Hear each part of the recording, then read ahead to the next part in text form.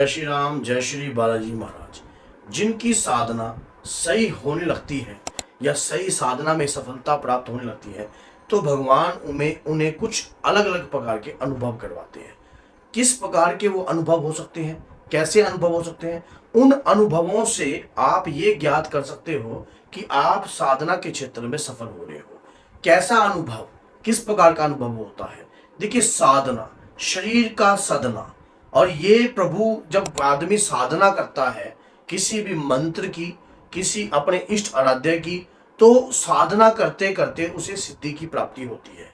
इसी प्रकार से हम भगवान के प्रति अपने जो भाव प्रकट करते हैं उससे हमारा शरीर जो है सिद्ध हो जाता है, और सिद्ध होने के बाद बहुत सारी शरीर के साथ अनुभूतियां होती हैं, बहुत सारे अनुभव होने लग जाते हैं।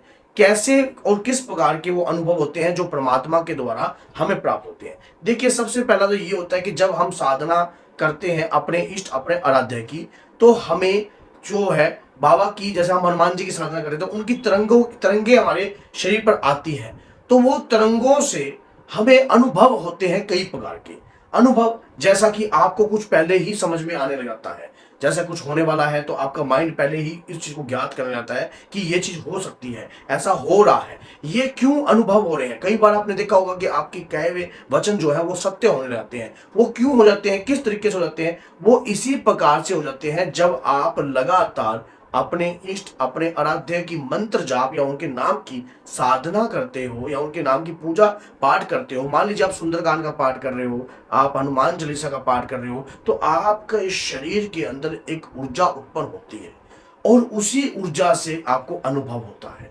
वही ऊर्जा आपकी ज्ञान इंद्रियों को प्रभावित करती है, जैसे कि आपकी देखने की शक्ति, आपकी सूंघने की शक्ति, आपकी जो कान में आवाजें आती हैं उस ध्वनि को पहचानने की शक्ति, मुख से बोले जाते हैं जो बोल, मन रूपी इंद्री, जो आपकी जिह्वा रूपी इंद्री, तो इस प्रकार से ये प्रभाव युक्त होने लग जाती है। ये मंत्र जाप का प्रभाव है, ये मंत्र जाप की शक्ति है।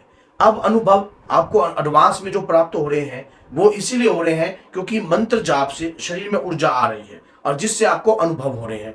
अब अनुभव इस प्रकार के होते हैं जैसे कि आपको सुगंध प्राप्त होने लग जाती है, अलग अलग प्रकार की सुगंध आती है। कभी चमेली की सुगंध आ रही है, कभी मोगरे की सुगंध आ रही है, कभी चंदन की सुगंध आ रही है। तब जब आप इस चीज को ज्ञात करने की कोशिश करते हो या जानने की कोशिश करते हो या बताने की कोशिश करते हो, तो ये बात आपको प्रभावशाली रूप में आपको समझ में आती है कि मेरे साथ कोई एनर्जी है जो ये दर्शा रही है कि आप इन चीजों को पहचाने। मान लीजिए आप किसी को बताते हो कि मुझे सुगंध आती है, अपने घर में, अपने घर के मंदिर में अलग से लेवल की सुगंध आती है, मुझे पायल की आवाज आती है, मुझे ऐसा महसूस होता है कि जैसे मुझे हनुमान जी सामने खड़े हुए दिखाई दे रहे हैं।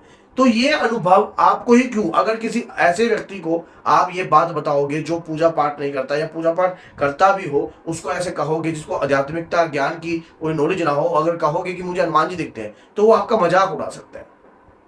भगत के वश में है भगवान, भगत बिना नहीं है उनकी कोई शान।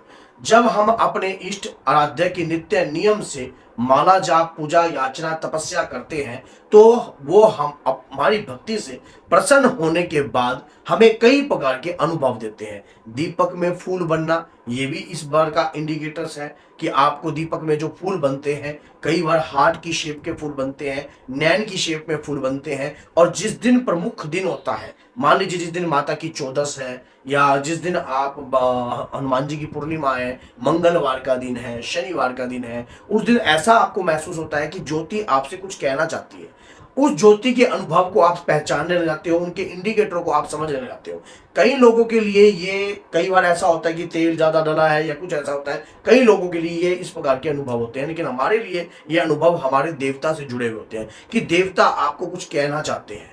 रात्रि को आपको ये लगता है कि जैसे आपको किसी भी रूप में, साधु के रूप में या भगवा वस्त्र के रूप में या वानर की सेना दिखती है आते हुए, या आप किसी वानर का उपचार कर रहे हो, सेवा कर रहे हो, ऐसे ऐसे अगर अनुभव आपको प्राप्त होते हैं, ये आपकी शक्ति जो अनुभव हो रहे हैं ये आपकी भक्ति से प्रसन्न होकर प्रभु की इच्छा के अनुसार हो रहे हैं।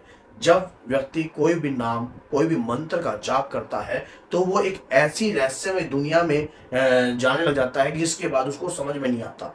पूजा करते वक्त नींद आना, जैसे पूजा करते वक्त बहुत ऐसे आपका ध्यान एकदम, आप एकदम नींद में चले जाते हो और समझ में नहीं आता कि वो कौन सी दुनिया है जिसमें आप खो जाते हो, लेकिन वो बहुत अच्छा लगता है आपको, वो अनुभव बहुत अच्छा लगता है। ये अनुभव कोई किताबी नहीं है, ये स्वयं जो है हमारे भक्त, जो भी भक्त जिनके साथ बीतते हैं, वो स्वयं जब शेयर करते हैं, या हमारे साथ भी जो चीज हुई है वही चीज मैं आपको वीडियो के रूप में बता रहा हूं। भगवान के प्रति करी हुई भक्ति, पूजा, याचना, साधना किसी भी भक्त की कभी व्यर्थ नहीं जा सकती। चाहे आपकी पूजा बंधन में करी हो तंत्र के तहत, तब भी अगर आप नित्य नियम से अपने इष्ट आराध्य की पूजा कर रहे हो, वो आपकी पूजा को एक बार कोई नेगेटिव एनर्जी जो है खराब करने का प्रयास कर सकती है, लेकिन आपको बेकार नहीं कर सकती। अगर जो व्यक्ति ढीठ होता है, जिसने मानो हनुमान जी की पूजा मैंने करनी करनी है, चाहे आंधी आए चाहे तूफान आए, तो ऐसे व्यक्ति का ओरा भी कभी खंडित नहीं होता। ऐसे व्यक्ति को अनुभव महसूस होता है कि उसके साथ कोई एनर्जी चलती है, चलते हुए उसे एनर्जी महसूस होती है, उसे लगता है कि मेरे शरीर के साथ कोई ऊर्जा है, और उस पूजा करते वक्त भी उस ऊर्जा का आभास जो है उन्हें होने लग जाता है, जिससे उन्हें यह पता लगता है कि कोई शक्ति उनके साथ चल रही है। ये जो आभास हो रहे हैं, ये कौन करवा रहा है? ये आपकी, आपके इष्ट के प्रति जो भक्ति है, जो समर्पण है, वही आपको इस प्रकार का आभास जो है करवा रहे हैं। जब यह आभास आपको प्राप्त होता है, तभी आपको ये लगता है कि आपके इष्ट आपसे कुछ कहना चाहते हैं। अब किसी के घर में नेगेटिविटी है, या कहीं पर कोई प्रॉब्लम है, या किसी के साथ आप व्यापार करते हो, या कोई लेन देन आप करते हो, आपको कहीं ना कहीं से एक ऐसा महसूस होता है, हृदय में एक आवाज उत्पन्न होती है कि नहीं, मुझे ये बंदा ठीक नहीं लग रहा है, मुझे ये व्यापार ठीक नहीं लग रहा है। वो आवाज कौन दे रहा है आपको? वो आपके इष्ट, आपके आराध्य ही दे रहे हैं, जो साधना जिनकी आप कर रहे हो, या साधना में आप जिनकी बैठे हो। साधना में ये अनुभव होते हैं। पूजा पाठ में मान लीजिए आप 21 दिन की हनुमान जी की साधना कर रहे हो, 41 दिन की आप हनुमान जी की हनुमान चालीसा की साधना कर रहे हो, या 41 दिन का आपने संकल्प लिया है पूजा पाठ करने का, तो ये साधना के अंदर इस प्रकार के अनुभव जरूर हो सकते हैं आपको।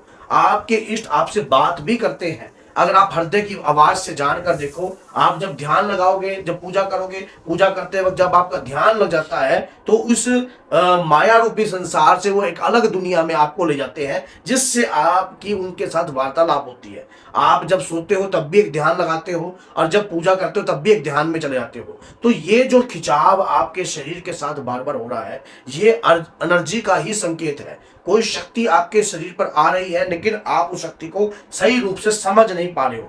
अगर आप उस शक्ति को सही रूप से समझने का प्रयास करोगे, कोशिश करोगे, तो अवश्य ही उस शक्ति को पहचान लोगे कि वाकई में ये जो शक्ति है मुझे मेरे देवता के द्वारा दी गई है। मैं अपनी साधना, अपनी पूजा में सफल हो रहा हूं। जो कंटिन्यू मैं प्रयास करता हूं, उनके नाम का जो मैं गुणगान कर रहा हूं, उसमें मुझे सफलता प्राप्त हो रही है। अगर आप तब भी आपको सफलता के संकेत समझ में नहीं आते, तो आप हमारे द्वारा भी संपर्क कर सकते हो, हमसे भी इस प्रकार की आप जो भी आपके जो अनुभव है वो शेयर कर सकते हो। तो बोलिए जय सीताराम, जय श्री बालाजी।